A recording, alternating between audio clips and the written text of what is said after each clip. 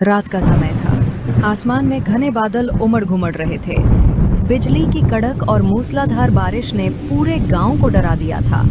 हवा इतनी ठंडी थी कि जैसे वो शरीर को चीर रही हो। रघु लकड़हारा अपने छोटे से घर में कंबल ओढ़े बैठा था। हे भगवान, ये कैसी ठंड है। शरीर में तो जान ही नहीं बची। राजन बेटा, जरा लकड़ी दे दे। आग जलाकर थोड़ी गर्मी ले ले। हाँ बापू, ये रही लकड़ियाँ, लेकिन अब बस इतनी ही बची हैं। कोई बात नहीं बेटा, कल सुबह जंगल से और काट लाएंगे। अभी ये आग ही हमारा सहारा है। बाहर तूफान था, लेकिन उस गरीब के दिल में उम्मीद की एक चिंगारी अब भी जल रही थी। सुबह की ठंडी किरणें। सुबह का कोहरा इतना घना था कि 5 कदम आगे कुछ दिखाई नहीं दे रहा था। रघु कुल्हाड़ी लेकर जंगल की ओर चल पड़ा। रास्ते में उसका दोस्त भुवन मिला। अरे रघु भाई, सुना है इस साल बहुत भयंकर सर्दी आने वाली है। मैंने तो पहले ही लकड़ियां जमा कर लीं। भुवन, सबके पास जमा करने के साधन नहीं होते। जो भगवान देता है उसी में खुश रहना चाहिए।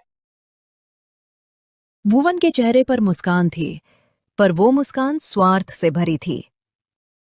दोपहर तक मौसम अचानक बदल गया।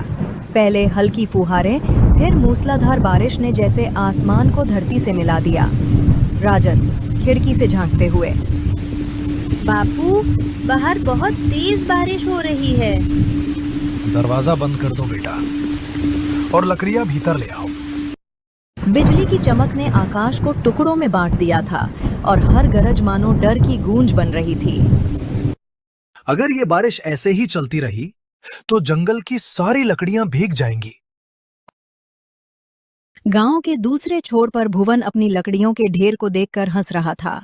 भुवन, देखो भाग्यवान, अब सबकी लकड़ियां गीली हो जाएंगी और मैं उन्हें दुगने दाम पर बेचूंगा। पर जी, लोग परेशान होंगे। परेशानी किसे नहीं होती, पर समझदार वही जो मौका पहचान ले। उसकी हंसी में मानवता की जगह स्वार्थ की ठंडक थी। 3 दिन तक लगातार बारिश हुई। गांव में आग जलाना भी मुश्किल हो गया। रघु के घर में न खाना बचा था न लकड़ी। दरवाजे पर ठक ठक की आवाज। कौन है इतनी ठंड में?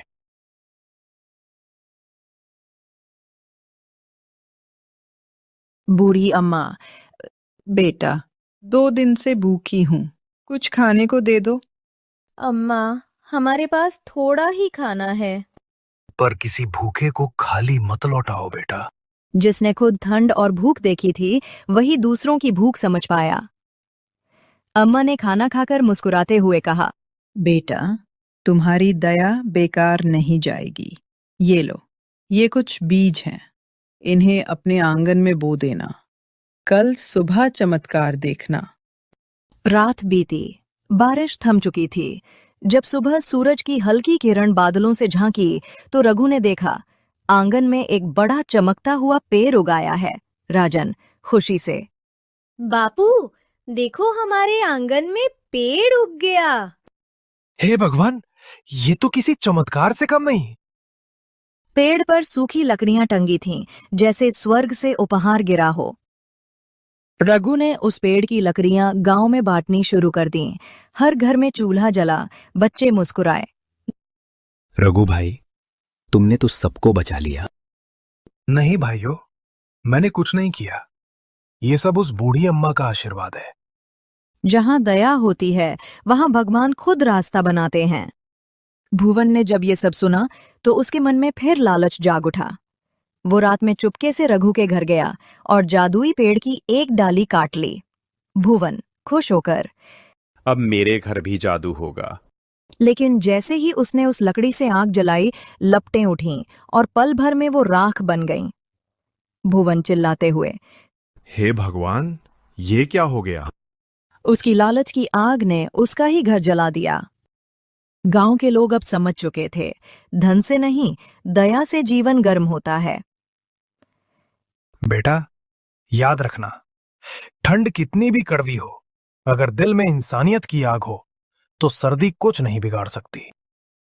और इस तरह रघु की करुणा ने पूरे गांव को गर्माहट दी, जो किसी आग से नहीं बल्कि उसके दिल से निकली थी।